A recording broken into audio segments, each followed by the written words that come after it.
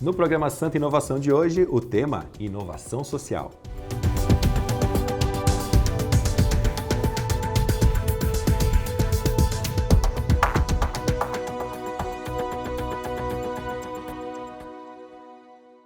Olá, começa o programa Santa Inovação aqui pela TVA e hoje o tema Inovação Social e também as iniciativas que beneficiam a sociedade através, então, dessas inovações. Para falar desse tema, a gente recebe aqui a Carolina Andion, coordenadora do Observatório de Inovação Social. Seja bem-vinda, Carolina. Olá. E também Henrique Bussacos, cofundador do Impact Hub Floripa, São Paulo e Manaus. Seja bem-vindo.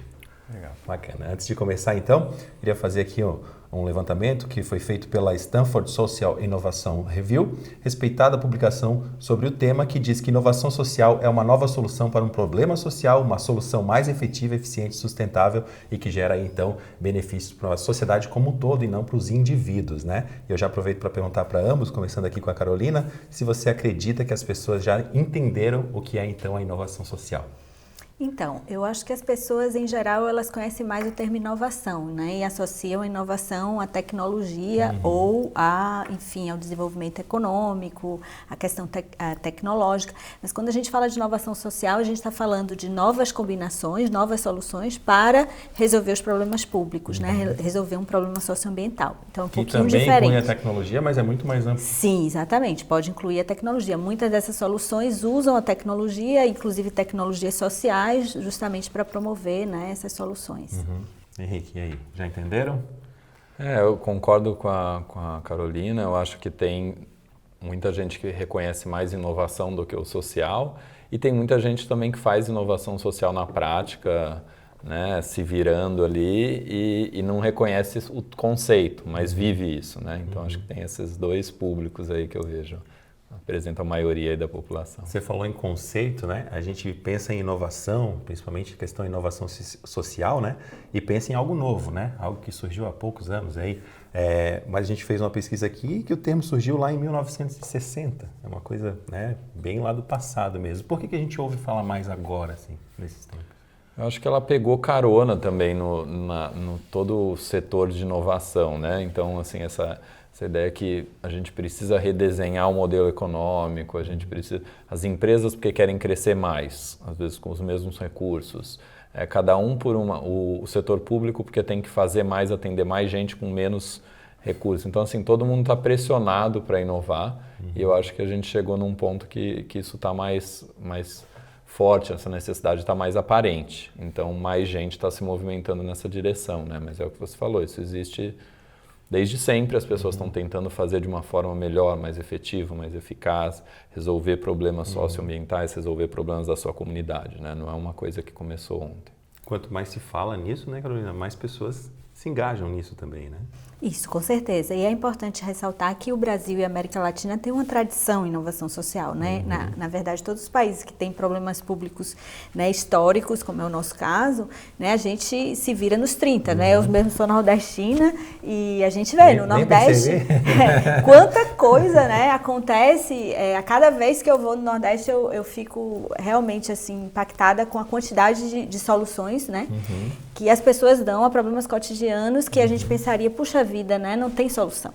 Então, a gente tem sim essa tradição, né? E talvez, como diz o Henrique, essa economia digital vem agora valorizar isso, né? Valorizar essa possibilidade de criatividade e fazer muito com pouco, né? A inovação social tem isso também, né? Você tentar buscar novas combinações, usando recursos, reutilizando, com toda essa lógica também do desenvolvimento sustentável. Então, é um outro caminho aí. Inclusive, gostaria que você comentasse brevemente a respeito, já que você é do Nordeste, né? Recentemente a gente sofreu muito aí com a questão do óleo nos mares e tudo mais, né? Ainda sofre, né? Praias que recebem esse impacto. A inovação social, nesse sentido aí também, ela se aplica? Então, eu venho acompanhando um pouco essa questão, é bastante crítica, né?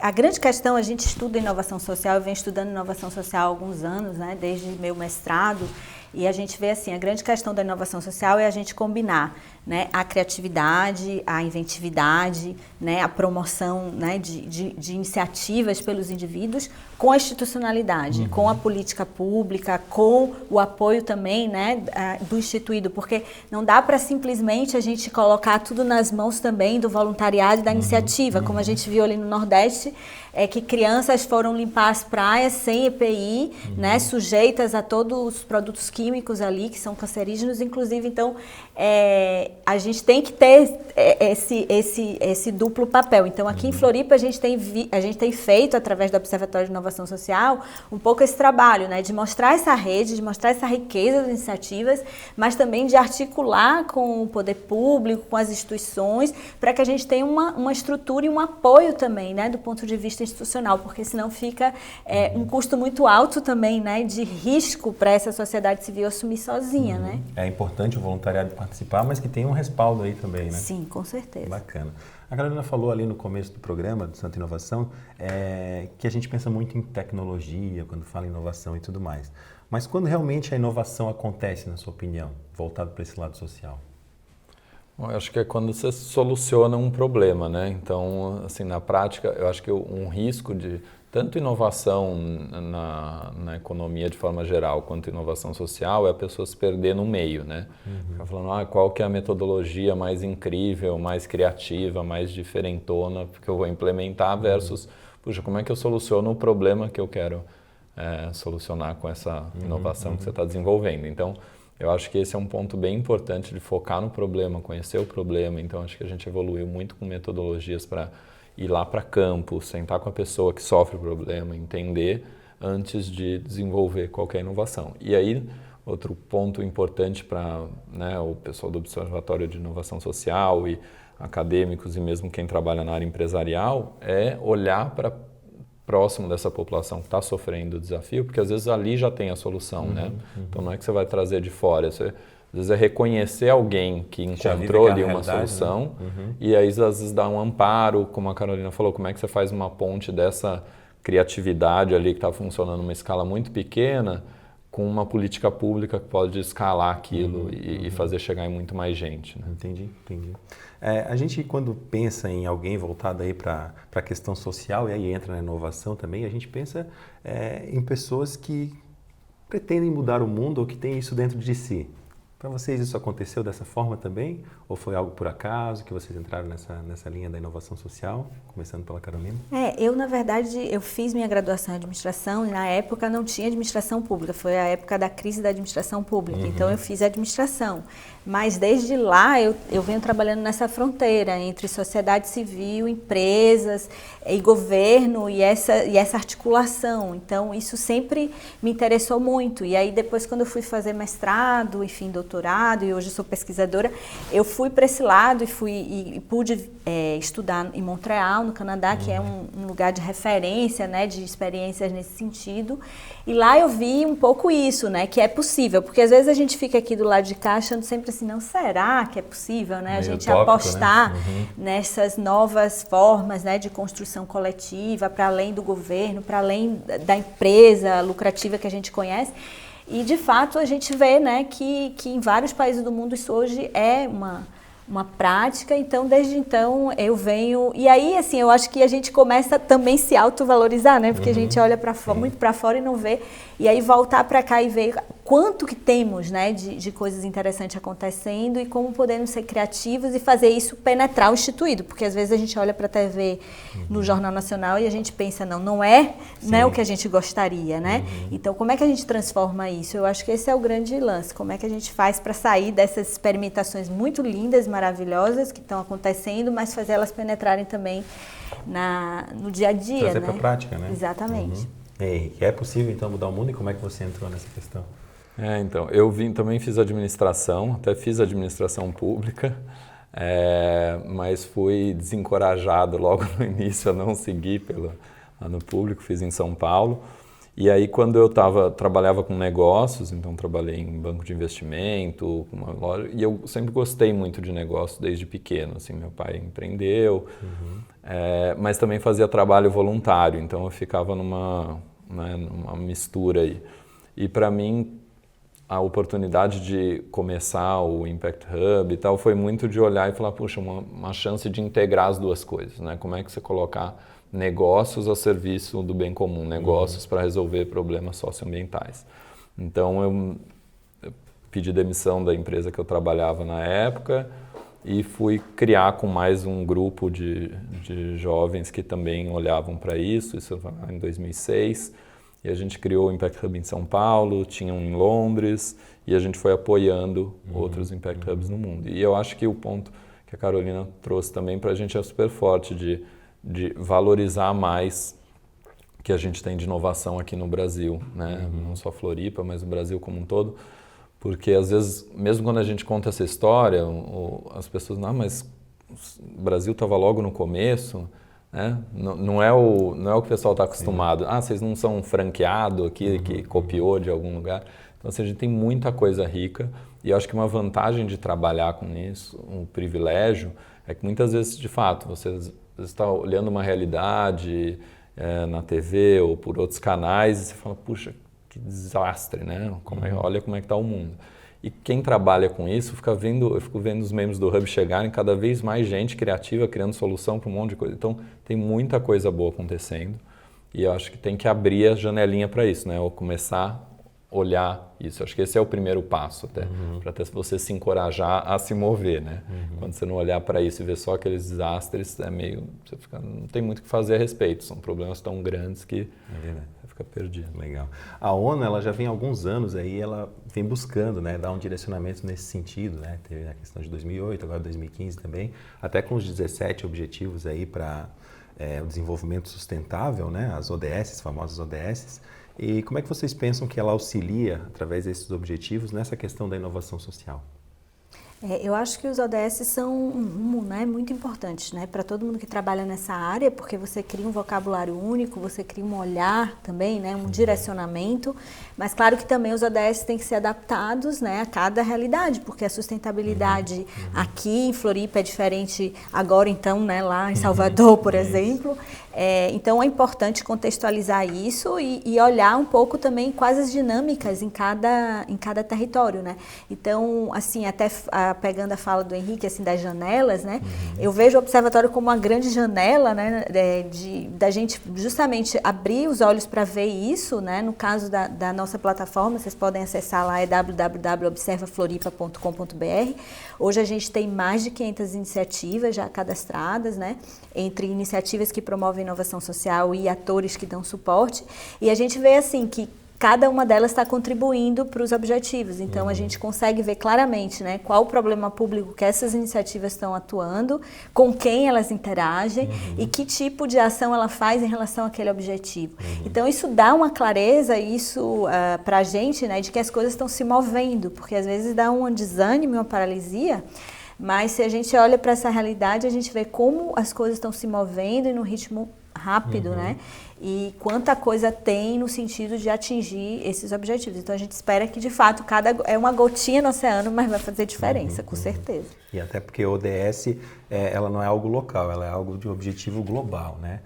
Até antes de começar o programa, a gente estava conversando ali, né, Henrique? Você falando que é bem isso que a Carolina salientou aqui, né? Às vezes o que vale para um município ou para uma região não vale para outra, mas de forma global que atinjam esses 17 objetivos macros já é algo salutar. Sim, sim. Eu achei que, como a Carolina trouxe, foi super importante ter uma estrutura aí, né, para a gente se alinhar mesmo, porque hoje, eu estava comentando também que eu vejo que o engajamento com os ODS frente aos objetivos do milênio que a gente teve anteriormente, é muito maior e a gente tem as empresas olhando para isso, tem governo olhando para isso. Então, várias prefeituras, governos estaduais, federais têm metas ligadas aos ODS. Várias empresas têm, as organizações da sociedade civil também. Então, você começa a alinhar do ponto de vista local esses vários setores e globalmente também, porque é isso que a gente vai pensar em impacto aqui em Floripa é uma coisa, num contexto norte-americano é outra, num contexto africano é outra. Então, cada local exige tem suas prioridades, né? Mas essa linguagem ajuda a alinhar todo mundo e falar, olha, a gente está junto em alguma coisa, né? Legal, bacana. Inclusive, aqui em Santa Catarina tem o movimento ODS com diversos comitês pelo estado, né? A nossa repórter, a Leneza Kras, ela esteve conversando com a coordenadora geral do Comitê da Grande Florianópolis e vai trazer para a gente esse bate-papo para a gente entender um pouquinho melhor. Vamos acompanhar. O que são os Objetivos de Desenvolvimento Sustentável? Os ODS são os Objetivos de Desenvolvimento Sustentável criados pela ONU em 2015, através de uma convenção onde 193 países assinaram um documento se responsabilizando por alcançar essas metas para que a gente tenha um mundo melhor e igual para todos até 2030.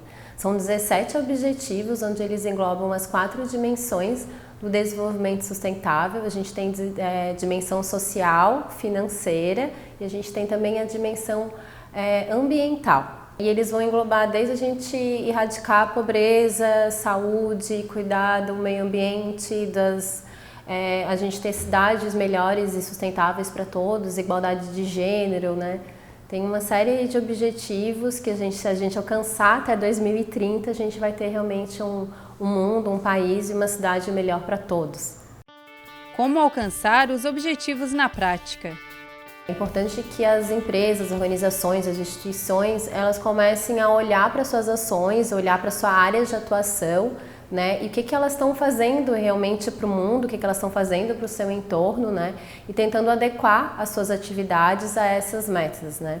Então a gente tem algumas empresas que elas são signatárias do movimento e apoiadoras também, e cada apoiador ele apoia um ODS. Quais os eventos e ações realizados pelo movimento ODS da Grande Florianópolis? O movimento ele é um articulador, onde ele está articulando com que as pessoas conheçam, engajem entre os ODS, né? Vejam quais são as metas, quais são os indicadores e coloquem isso realmente em prática, né? E entendam que se a gente não trabalhar junto, a gente realmente não vai sair dessa situação de a gente ter realmente uma cidade que seja mais sustentável, economicamente, financeiramente, que a gente tem uma cidade realmente melhor para todas as pessoas. E também está aproximando junto com o poder público, que é essa aproximação que a gente entende que é a mais importante, porque quem realmente vai mudar as leis, quem realmente tem um poder mesmo de alterar alguma coisa é o poder público, né? Bacana, papo interessante. E a gente falou anteriormente a respeito da questão da participação política, né? Que esses 17 objetivos, posso até dizer, na maior parte deles, precisa de uma iniciativa, de uma vontade política para que aconteça, né? Como que aqui na nossa realidade o poder público pode participar mais ativamente? Então, a gente, no observatório, a gente mapeia o ecossistema, né, que envolve atores que dão apoio e atores que estão promovendo inovação social.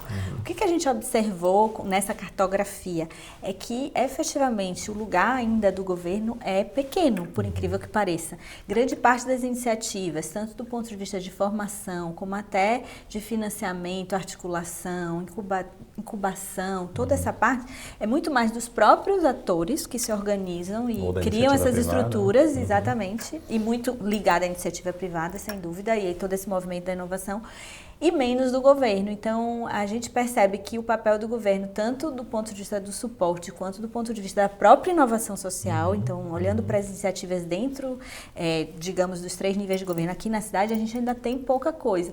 Então, eu acho que tem muito a avançar, muito mesmo a avançar, e eu, como servidora pública, né, eu coloco isso, assim, como desafio, porque acho que as organizações públicas, os governos, eles podem ser incentivadores, criar dispositivos, por exemplo, compras sustentáveis, né, dispositivos de contratualização com os negócios de impacto. A gente vê que ainda é um desafio muito grande, aqueles negócios de impacto que vão fazer essa interface com o governo ainda tem muita dificuldade. Então, tem toda uma série de práticas que, olhando um pouquinho para os outros países, a gente vê que já avançou bastante, que a gente poderia estar trazendo, né? E né, Henrique, próprias ações pelo Impact Hub, pelo Observatório, pela própria ONU, o governo pode utilizar esses dados também para já não começar do zero, né? Que às vezes começa um projeto do zero e já tem um estudo ali de pessoas envolvidas com isso, né? Sim, eu acho que tem muita coisa.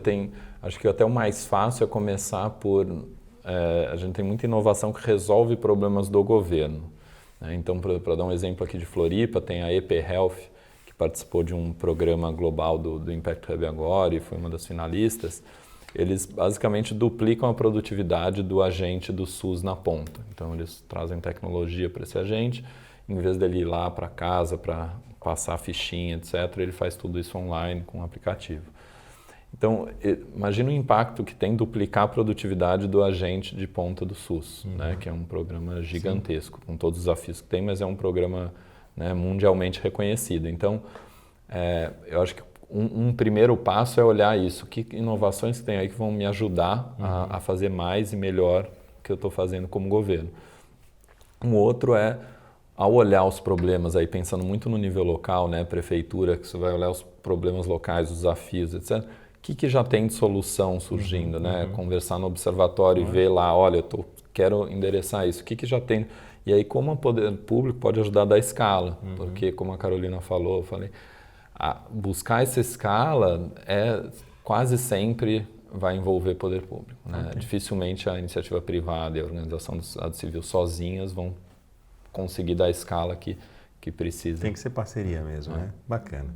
A gente vai continuar com esse papo aqui no próximo bloco do programa Santa Inovação aqui na TVAL. Lembrando que eu estou conversando com a Carolina Andion, coordenadora do Observatório de Inovação Social aqui de Florianópolis, e também com o Henrique Bussacos, cofundador do Impact Hub Floripa, São Paulo e Manaus. E o assunto de hoje é inovação social. Não saia daí.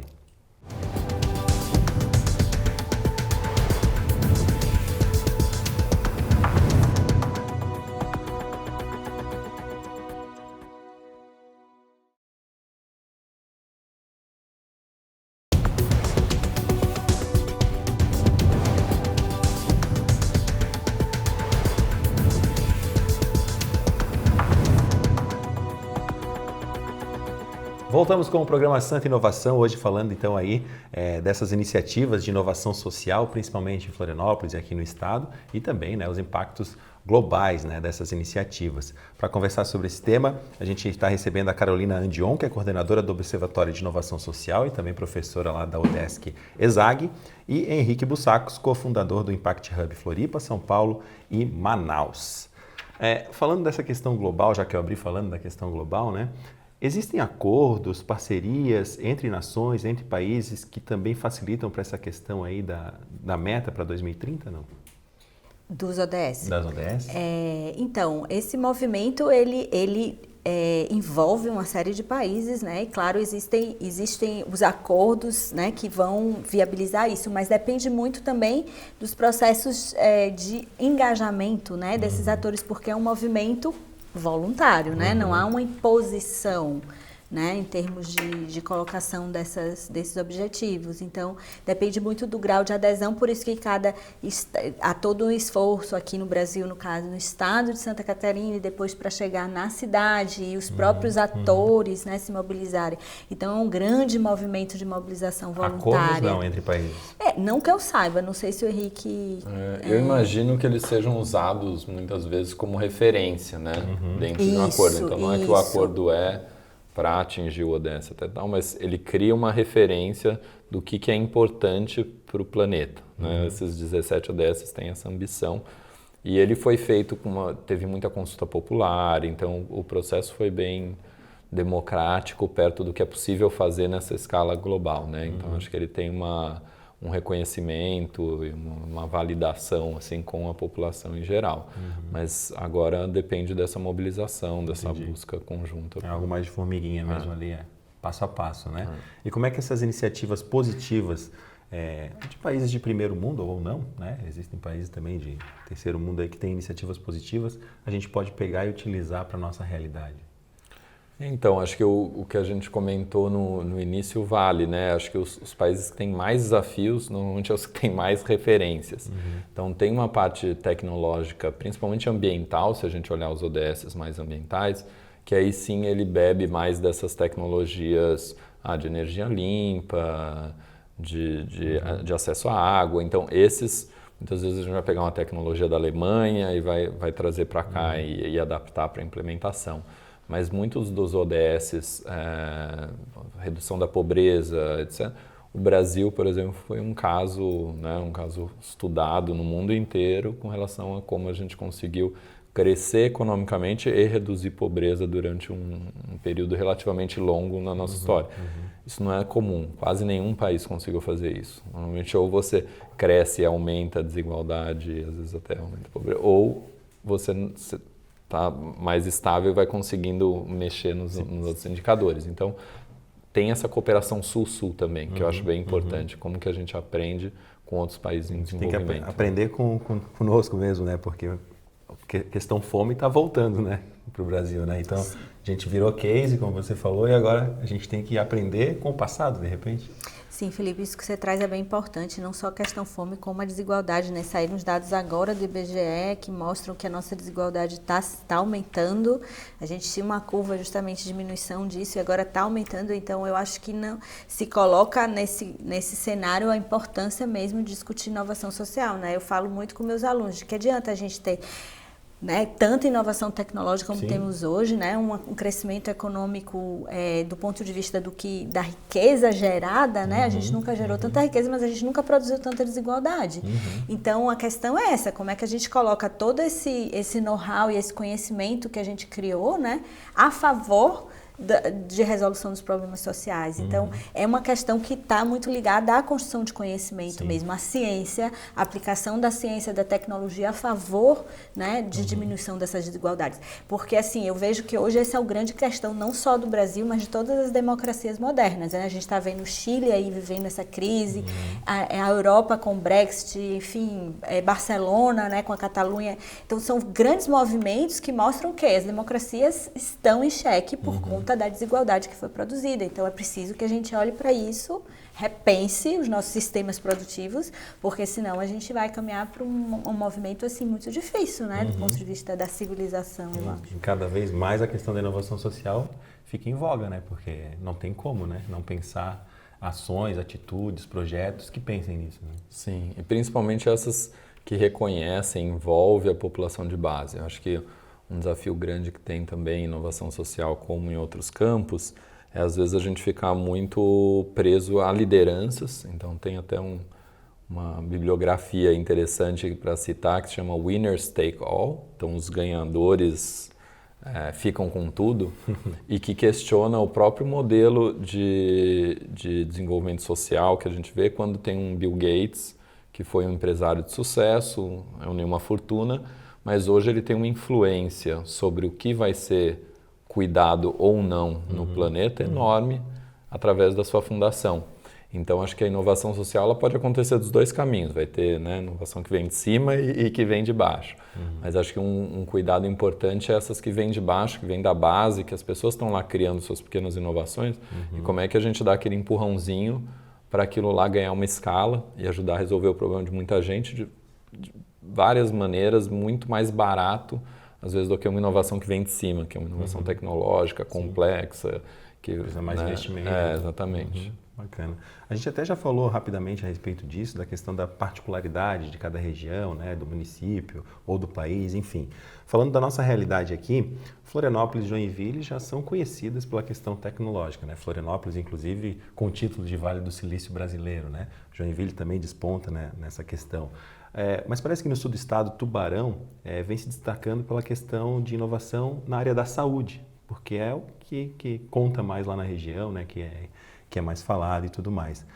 Isso é um exemplo, né, daquilo que a gente estava falando, que a gente precisa respeitar a particularidade de cada região, né? Isso, e como a gente falou, né, a inovação social está muito ligada a essa apropriação do conhecimento pelos próprios públicos, né, envolvidos. Então, como é que as pessoas que estão enfrentando os problemas, elas também interpretam esses problemas, elas criam soluções, elas buscam culpados ou não, né, elas constroem soluções em conjunto. Então, a gente percebe que, justamente como você falou, não é em todo lugar, a inovação social não é igual em todo lugar, né? Ela tem uma inscrição mesmo, identidade própria, então você vai ver coisas acontecendo em determinados territórios que não vão acontecer em outros, mas por quê? Porque existe toda essa dinâmica. Então, o que é importante? A gente fortalecer, né, um pouco o trabalho que o Henrique faz, que eu vejo tantos empreendedores institucionais, que eu chamo, né, que vão levando, não só levando, mas construindo conhecimento junto com esses atores, né? E essa é a questão, como é que a gente democratiza essa construção de conhecimento para que a gente possa ter mais inovação, né, em vários lugares, não só em alguns centros, como a gente vê geralmente no desenvolvimento tradicional você tinha onde se desenvolvia era só em alguns centros e o grande parte, né, no caso do Brasil, então um monte de região onde o desenvolvimento não chega. Então, como é que a gente faz isso chegar mais, né? Essa é a questão. Bacana. A gente vai chamar uma reportagem agora porque a gente buscou alguns cases aí dessa questão de inovação social aqui no estado e a gente encontrou um bem interessante, né, chamado Meu Copo Eco. Isso porque tem uma pesquisa que diz que cada pessoa utiliza 4 copos descartáveis em média por dia, né? Então são 720 milhões de copos descartados aí, né, no lixo e a gente sabe da demora que tem para decompor e tudo mais. Então uma iniciativa bem interessante, o Meu Copo Eco. A repórter Heleneza Crass foi até, né, o Meu Copo Eco para conhecer um pouquinho mais dessa iniciativa e a gente vai acompanhar agora e depois a gente comenta um pouquinho aqui. Vamos acompanhar. Ele vem com a missão de substituir o copo descartável e criar uma nova cultura de consumo, principalmente em festas e eventos. O Copo Eco tem produção totalmente catarinense e embaixadores em vários estados brasileiros. Todos os copos são personalizados, produzidos em polipropileno, material com resistência térmica, aditivo antimicrobiano e 100% recicláveis. O conceito de copos reutilizáveis ele já existe há mais de 30 anos na Europa. Na Copa da Alemanha foi o primeiro grande evento europeu que utilizou a logística dos copos retornáveis e reutilizáveis, que é o quê? É uma ferramenta de impacto socioambiental atrelada a um conceito que a gente chama de conceito caução. Então o usuário ele chega no evento, adquire num valor X, utiliza e no final ele tem o poder de escolha, se ele deseja levar o copo para casa e continuar acabando com os descartáveis ou se ele prefere retornar com o copo e receber o dinheiro de volta. Nós temos a empresa há 8 anos. Há 8 anos atrás não se falava em eventos sustentáveis no Brasil. Então, a empresa é franco-brasileira. Quando eles chegaram no Brasil, eles se depararam com uma realidade que não era a realidade lá da Europa, né? Como que os eventos estavam impactando e gerando uma quantidade enorme de resíduos sem haver a preocupação, o que era o mais perigoso. Então, todo mundo achava normal a quantidade de lixo e de resíduos que os eventos estavam exercendo por aí. Com isso, a gente traz essa logística mostrando que é possível fazer um evento limpo. Porque parece pouco, né? Parece só um copinho, mas com o uso do Copo Eco a gente consegue acabar com até 80% dos resíduos gerados num evento. Após a utilização, todos os copos passam pelo processo de higienização aqui na matriz. Primeiro, eles ficam de molho por aproximadamente 48 horas. Seguem para a máquina de higienização industrial a 90 graus Celsius. Depois secam sem o contato manual e são vistoriados um a um, até que possam ser utilizados novamente. Uma das recentes conquistas da empresa foi se tornar a primeira parceira brasileira da campanha Mares Limpos da ONU Meio Ambiente. Nós somos a primeira empresa parceira da ONU Meio Ambiente na campanha Mares Limpos, justamente por reconhecer que a gente se trata de uma solução. Então, lembrando dos R's, né? Reduzir, reutilizar e reciclar. A gente consegue contemplar todos os R's da sustentabilidade com o uso do Copo Eco, reduzindo toda a quantidade de copos descartáveis, optando pela reutilização dos materiais, então dando valor à oportunidade de reuso e no final, mas lá no final do ciclo dele, ele é 100% reciclável. A empresa possui uma campanha de doação de copos eco para escolas, projetos e ações socioambientais. Hoje nós temos algumas campanhas de doação e de sensibilização ambiental nas escolas, principalmente. Então a gente atua desde consultoria ambiental para os eventos, consultoria de como co-criar um evento mais sustentável, mas também dando um foco na educação dos pequenos, que com certeza vai ser o futuro, né? Para eventos que têm porventura, alguma quantidade de copos que não possam ser reutilizados, que é algo que a gente sempre trabalha também. Então, pensar na arte que vai ser feita, não colocar data, não colocar algumas informações que são muito peculiares daquela edição, porque, infelizmente, depois que passar, esse copo ele vai ser visto como obsoleto. Então, a gente troca a ideia de que é um copo, de que é uma ferramenta de impacto mesmo, e consegue fazer essa economia circular e o copo girar, porque às vezes o que não está bom para mim pode servir para uma outra pessoa, como, por exemplo, a rede de escolas do município aqui de Floripa, que a gente está com uma campanha de doação, doando para as comunidades, doando para as crianças, para que elas tenham, talvez, a primeira prática sustentável possível na vida delas.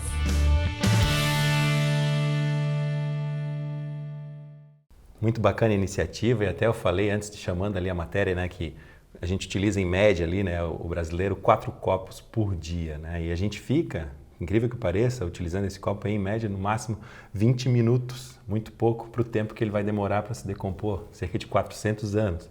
E tem estudos que dizem que mesmo depois dos 400 anos ainda fica o tal do microplástico ali no meio ambiente, então fica para a vida toda, para 20 minutos de utilização. Então iniciativas como essa são bem interessantes, né, Henrique? Sim, sim. E essa foi uma iniciativa bem reconhecida.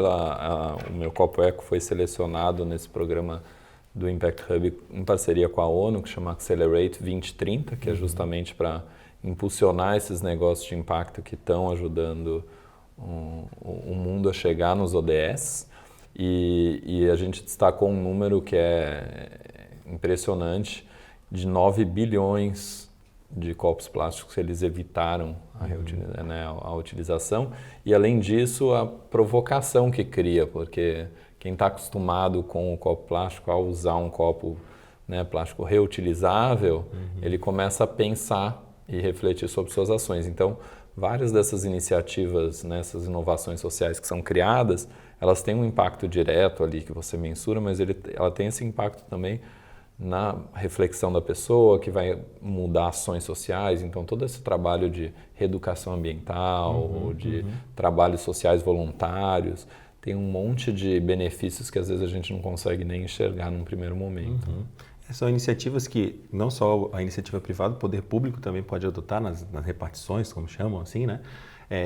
De eliminar a caneca do café já é de louça, né?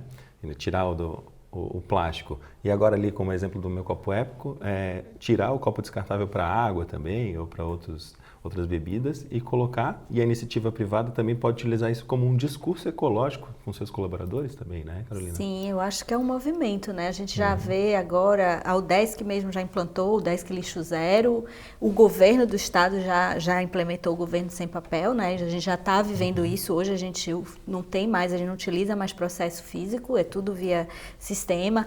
A Floripa está com o movimento também, né, de cidade lixo zero. Então, é interessante que a gente percebe que é como uma onda, né? Ela começa uma marolinha, daqui a pouco a gente vê que tem um monte de gente fazendo e isso se torna algo já incorporado, né, no dia a dia das pessoas. Bacana, muito interessante. A gente está falando aí de iniciativas sociais aqui, né, com o Henrique e com a Carolina. A gente vai dar uma breve pausa aqui no programa Centro Inovação e a gente continua no próximo bloco com esse tema bem interessante. Então não saia daí.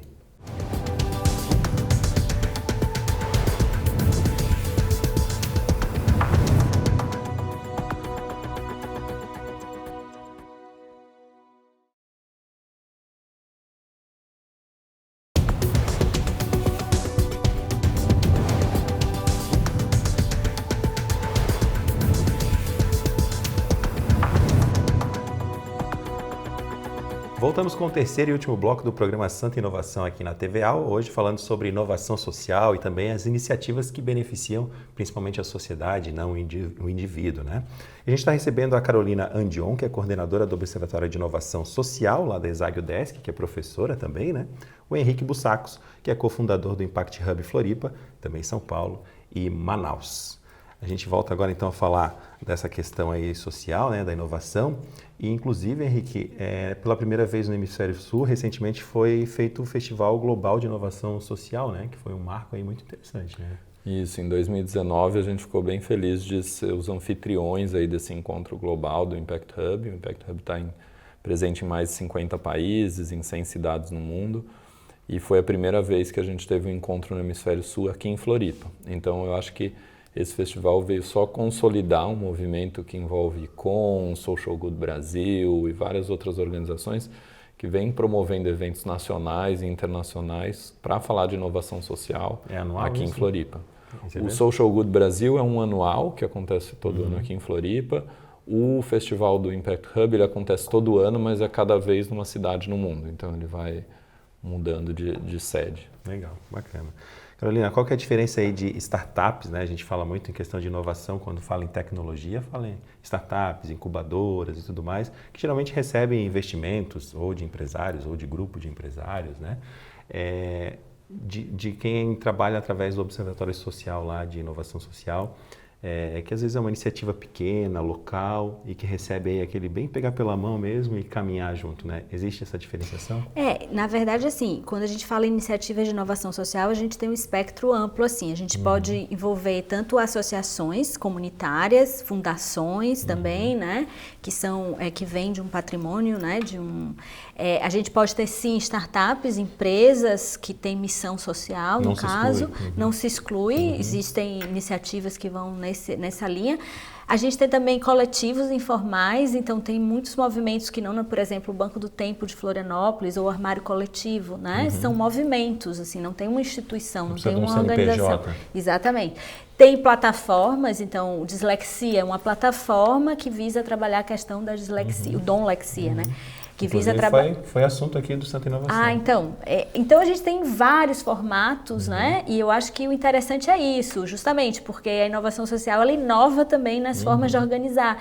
Então não tem um único formato e em geral a gente tem formatos híbridos. Mesmo as empresas ou as startups em geral elas dialogam também com iniciativas que recebem fundos ou governamentais ou não governamentais. Enfim, então a gente tem realmente modelos híbridos ou uma economia híbrida aí que está surgindo, que é muito interessante, porque ela é mais criativa, né, nessas soluções. Né? Legal. E como é que entra o papel, Henrique, do microfinanciamento, do microcrédito, para quem pensa nessas iniciativas, mas que falta, de repente, um apoio, um aporte? Sim. Eu acho que tem dois pontos aí que vale comentar. O microcrédito como uma inovação social em si, né? Então, como essa ideia que hoje está disseminada no mundo inteiro, mas há 40, 50 anos atrás ninguém pensava nisso, né, que era possível conceder créditos em montantes tão pequenos e com um modelo de coleta e parceria muito diferente das instituições bancárias. Então essa é uma inovação social, talvez uma das mais consagradas, entendidas, multiplicadas no mundo inteiro. E tem o financiamento das novas inovações sociais, né, do que está vindo agora. E aí eu vejo dois caminhos. Eu vejo quando ele tem essa intersecção aí com esse mundo das startups, como a Carolina falou, que não é excludente, né? Então a EP Health que eu mencionei aqui é uma que tem uma escala grande, um impacto grande e é financeiramente viável e interessante. Saúde. Exato. Porque ela é um bom negócio para se investir do ponto de vista financeiro também, porque ela vai ter uma escala, etc. E tem as iniciativas que ela tem o modelo menos escalável e aí com uma possibilidade de captação de investimento menor. E aí a gente tenta incentivar essas ações. Então no Impact Hub a gente promove a chamada de impacto, que é uma iniciativa que a gente abriu para dar 6 meses de suporte gratuito para inovações sociais que não têm um modelo tão atraente quanto esses, né, que podem captar investimento. Mas existe, por exemplo, uma instituição financeira, um banco, ou são só elos entre o investidor e quem tem a iniciativa? Ou quem tem a iniciativa pode já buscar direto lá com um juro mais reduzido, de repente, um financiamento? Então, eu não conheço nenhum microfinanciamento focado em inovações sociais, né, que esteja disponível só para inovações sociais. O que eu vejo de fonte de recursos para inovações sociais se ela tem um modelo de negócio, ela pode buscar o microcrédito e depois outras fases de crédito, né? E se ela busca se promover como uma iniciativa social, como uma organização da sociedade civil, tem instituições como o ICOM que apoiam muito pensar a estratégia de captação de recursos, como é que vai financiar aquela inovação. Não, eu perguntei até porque vi algo parecido com o Banco da Família, que era o anterior Banco da Mulher, lá na Serra Catarinense. Eu pensei que era mais voltado para essa questão, mas ele é mais amplo, então. Porque o impacto, às vezes, do microcrédito não é que seja uma inovação social, mas o próprio beneficiário do microcrédito, às vezes é uma pessoa de baixa renda, com vários desafios, e aquele crédito permite que a família toda ali melhore de vida. O próprio, por exemplo, saneamento básico, né? Ela conseguiu ali para melhorar o saneamento básico, ela já se encaixa nessa questão social, mesmo não estando aplicando de repente para uma sociedade como mais ampla. Bacana. Carolina, na tua opinião, quais são os próximos passos aí desse encaminhar, falando da inovação social? Então, embora a gente tenha dito aqui que a inovação social é algo que não é novo, né? Os trabalhos acadêmicos iniciais, eles são do início do século XX, na verdade, né? Tem trabalhos da década de 40 já falando de inovação social. Eu falei 60 ali, então é antes ainda. Antes ainda. Mas, enfim, a gente faz inovação social, né, há muito tempo também. Então, não é uma coisa nova, mas eu acho que é algo que a gente pouco valorizou. Por quê? Porque nossa sociedade foi muito construída, né, ou em cima das empresas, né, lucrativas, essas sim geradoras de riqueza, ou então do Estado, que promove o bem-estar através das políticas públicas. E a gente olhou muito pouco para esse meio, ou na verdade a gente separou coisas que, né, na verdade não estão separadas. Então, eu acho que olhar para essas experiências, para essas experimentações, eu chamo isso de experimentações democráticas, porque como vocês falaram, é muito importante, né, não só inovação social, solucionar aquele problema ali, ou atingir, né, aquelas pessoas que estão trabalhando, mas que têm um impacto maior. Então, e que de fato melhore os nossos sistemas democráticos, né, que é a grande questão hoje, melhore os nossos modelos de desenvolvimento. Então, eu acho que a gente precisa olhar para essas experimentações, né, e dar suporte a elas, para que elas deixem de ser experimentações e elas passem efetivamente a transformar, né, os nossos modelos, nossos estilos de produção, de consumo, de vida, né? Eu acho que essa é a utopia, né? Quando a gente fala mudar o mundo, a gente está trabalhando muito nessa ideia, né? Dentro da universidade, ou enfim, na ponta, seja onde a gente estiver. Eu acho que a gente precisa disso, né? Quando a gente olha para os nossos filhos, a gente quer isso, né? Que a gente tenha novas formas mesmo de... bem aquela história do que mundo que a gente quer deixar, né? Exato, exatamente. As próximas gerações, né? Você complementaria algo nessa questão dos próximos passos, Henrique? Sim, eu acho que esse compromisso multissetorial é bem importante, assim, olhar para isso não como algo pontual e de nicho, mas como uma estratégia mesmo. Se a gente pensar no nível municipal, no estadual, como é que a gente cria um pacto para esse desenvolvimento em torno dessas inovações sociais. Então tem um caso bem interessante, teve uma visita recente no Brasil, que é o Big Society Bank, então essa ideia da grande sociedade, porque todo mundo fala do tamanho do governo, se é pequeno, se é menor ou maior, e tem um monte de discussões a respeito. Mas como é que você pensa numa grande sociedade, né? Numa sociedade que se alinha, une ali setor privado, organização da sociedade civil e governo para pensar junto em soluções. E aí não sair dessa retórica, porque acho que muita gente, né, isso é uma narrativa interessante que muita gente usa, mas como é que daí você cria instrumentos de financiamento para essas inovações? Como é que você cria mais iniciativas como o Observatório Social, Observatório de Inovação Social aqui de Floripa? Então, você cria todo um ecossistema em torno para impulsionar essas inovações sociais. Eu acho que isso é um próximo passo interessante aí. Legal. Carolina, o Observatório de Inovação Social está na UDESC lá, né? E eu já aproveito para perguntar, você que é professora da ESAG UDESC lá, como que a parte acadêmica, né? Que a comunidade acadêmica pode contribuir nessa questão da inovação social? Então, nós fazemos parte de um núcleo de pesquisa, eu sou coordenadora de um núcleo de pesquisa chamado Inovação Social na Esfera Pública. Isso lá na UDESC. Na UDESC, esse núcleo já tem 10 anos, então mostra também, né, que a gente tem feito no Brasil, não só aqui em Santa Catarina, mas a gente tem vários núcleos trabalhando esse tema no ponto de vista da universidade, e a gente tem buscado envolver os alunos desde a graduação até a pós-graduação com esse tema, tentando trabalhar. Eu coordeno junto com a professora Graziela Alpestede, que é do curso de Administração Empresarial. Então, a gente tenta trabalhar tanto do ponto de vista do gestor público, que está saindo, né, quanto do ponto de vista daquele que vai empreender, que vai administrar um negócio, que eles tenham essa perspectiva da inovação social, que eles saiam com essa perspectiva da colaboração, da ação intersetorial, da promoção de soluções para os problemas, né? Então, a gente tem buscado fomentar isso e a gente acha que é super importante. A gente vê que os estudos recentes, né, que fazem um pouco esse panorama da pesquisa de inovação social, mostram que os ecossistemas de inovação social, eles precisam de universidades, eles precisam da geração de conhecimento e dessa articulação entre a universidade e os praticantes. Também não dá para ser uma universidade encastelada que só produz artigo, mas dialogar, né, para construir pesquisa, para justamente entender esses processos, sistematizá-los e fazer com que eles tenham escalabilidade, né? Legal, bacana. O que ainda a gente pode melhorar e o que já vem dando certo nessa questão da inovação social e na sua opinião, Henrique? Eu acho da nossa realidade, né? Sim, eu acho que tem muita iniciativa relevante, interessante surgindo.